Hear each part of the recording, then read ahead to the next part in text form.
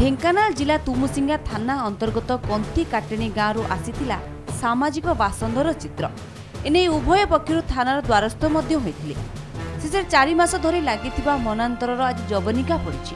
पुणी पूर्वपरी कौन बद कि जातिआणा भाव न रखी चलने निष्पत्ति नि। सूचना अनुसार चलित वर्ष एप्रिल मासरे कंती काटेणी गाँ दलित बस्तीर किछि झियो जुलंग गाँ पाख बेहेरा बंधरु फुल तोलिबाकु केन्द्र करी जुलंग गाँर किछि युवकंक सह विवाद होइतिला, जहाकु नै उभय पक्षरु थानार अभियोग मध्य होइतिला। परे सवर्णक सह असवर्ण मिसिले 1000 टंका दंड गणिबाकु पड़िबो बोली नियम होइतिला। एमिति परिस्थिति रे केही काहा सहित कथाबार्ता हेबा तो दूरर कथा अत्यावश्यक सामग्री मध्य किणी पार नथिले। एने पुणी असवर्ण लोकमाने थानार द्वारस्थ होइतिले।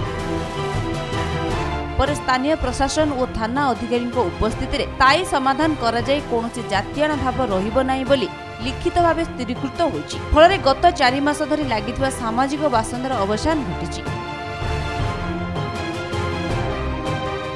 गाँ लोक आमको विभिन्न प्रकार निर्यातना देकरी आम थानार द्वारस्थ होइतिलु। थाना वाला उभय को डाकी यार गोटे समाधान करथिले मध्य आम थानार द्वारस्थ होइतिलु। थाना कहले प्रमाण न थाई आउ तुम किसी हो पारबनी। तापर पुणी पुनर्बार आम थानार द्वारस्थ होइतिलु।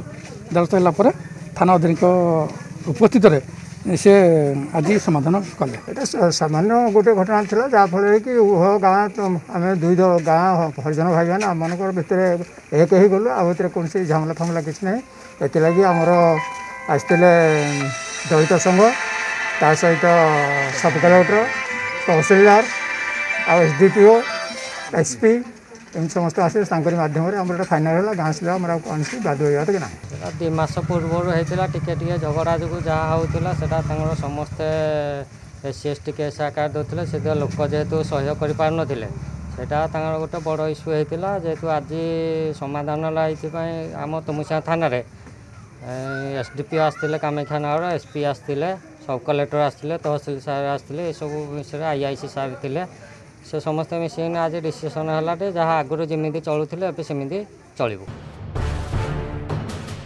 ढेंकानाल कामाख्यानगर भूपेश राउत, कोणार्क न्यूज।